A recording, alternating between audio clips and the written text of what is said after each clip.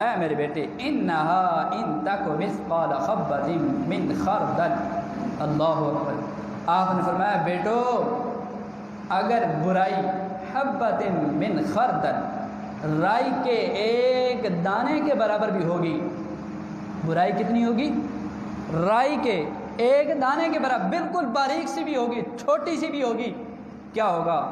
فَتَكُنْ فِي صَخْرَةٍ أَوْ فِي السَّمَاوَاتِ أَوْ فِي الْأَرْضِ۔ قرآن اللہ کرے مجھے بھی آپ کو بھی قرآن پڑھنے کا ذوق نصیب کر دے، رب مجھے اور آپ کو قرآن کے مطابق زندگی گزارنے کی توفیق دے دے۔ قرآن کتنے خوبصورت انداز میں ہمیں جھنجھوڑ کر کہہ رہا ہے، فرمایا فَتَكُنْ فِي صَخْرَةٍ أَوْ فِي السَّمَاوَاتِ أَوْ فِي الْأَرْضِ۔ فرمایا وہ جو برائی ہے رائی کے دانے کے برابر ہی کیوں نہ ہو، فرمایا اگر وہ چٹان پر ہو یا او فی السماوات، پتھر یعنی چٹان پتھر کے اندر وہ رائی کے دانے کے برابر وہ برائی تھی، وہ بڑی چٹان بڑی پتھر کے اندر آ گئی، یا او فی السماوات یا زمین کے اندر آسمانوں کے اندر پھیل گئی، او فی الارض یا اتنی بڑی رب کی زمین ہے اس کے اندر پھیل گئی، اور اب ڈھونڈنا ہمارے لیے تو مشکل ہو جائے گا۔ وہ کسی نے کہا تھا کہ پرائے گھر اوٹھ نہیں لبدا، تو رائی کے دانہ تو بالکل باریک ہے، وہ کہاں سے کسی کو کیسے ملے گا؟ فرمایا اللہ رب العالمین کی شان وراء الورا ہے، فرمایا یأتی بہ اللہ، وہ جو رائی کے دانے کے برابر برائی تھی اگرچہ وہ چٹان کے اندر موجود تھی یا آسمانوں کے اندر تھی یا زمینوں کے اندر تھی، فرمایا یأتی بہ اللہ، تمہارا رب اس کو بھی لا کر رہے گا، تمہارا رب اس کو بھی لا کر رکھ دے گا۔ تو پھر ان اللہ لطیف خبیر، بے شک اللہ رب العالمین خبر رکھنے والا ہے۔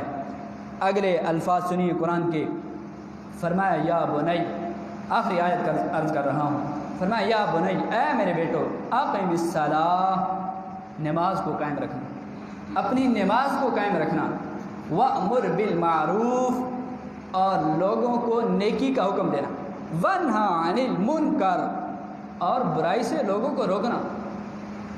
یہاں بھی ایک درد کی بات عرض کرتا چلوں، آج اگر کسی کو کہا جائے جناب یار وہ جو ہمارے محلے کے اندر برائی اٹھ رہی ہے اس کا سد باب کیا جائے یا اس کو روکا جائے، تو ہم کیا کہتے ہیں؟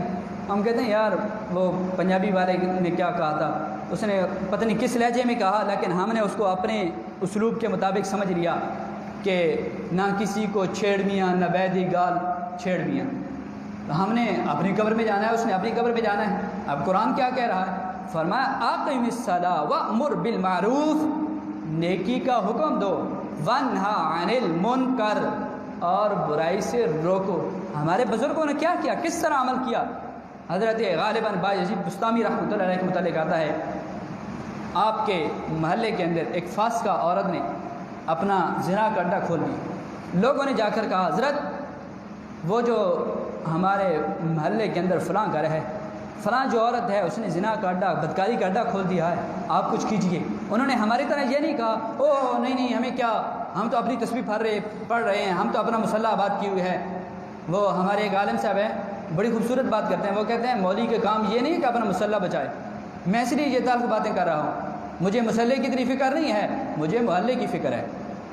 مولوی کو چاہیے کہ مسلح نہ بچائے بلکہ محلہ بچائے کہ محلے میں کیا ہو رہا ہے۔ تو انہوں نے یہ نہیں کہا کہ ہمارا مسلح تو آباد ہے، ہماری تو تسبیح کے منٹ کے ٹھک ٹھک کر رہے ہیں تو ہمیں کیا خبر، نہیں، انہوں نے کیا کیا، انہوں نے آتے ہی صبح اپنا مسلح اٹھایا، تسبیح ہاتھ میں لی، اس عورت کے دروازے پہ ڈیرا لگا دیا۔ جب ڈیرا لگایا تو ظاہر بات ہے بندے جب آتے بزرگ کو دیکھ کے صوفی کو دیکھتے واپس چلے جاتے۔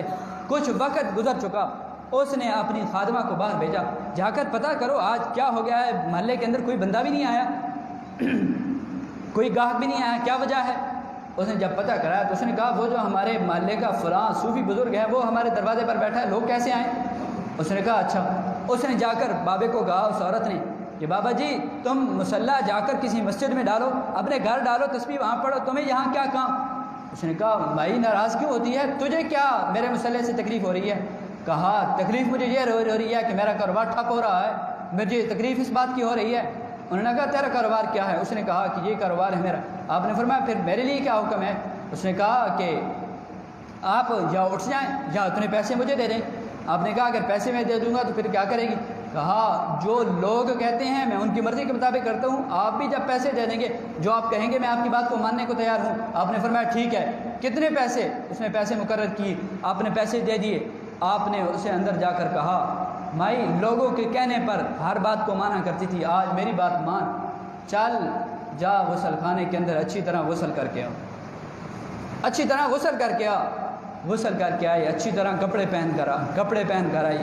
مصلح ادھر اس درویش نے اپنا بھی بچھایا، اس عورت کا بھی بچھایا، ادھر رب کی بارگاہ میں عرض کی مالک تیری بارگاہ میں لانا میرا کام تھا، اب قبول کرنا تیرا کام ہے، اب قبول کرنا تیرا ہے میرے بیٹے۔ انہا ان تک مثقال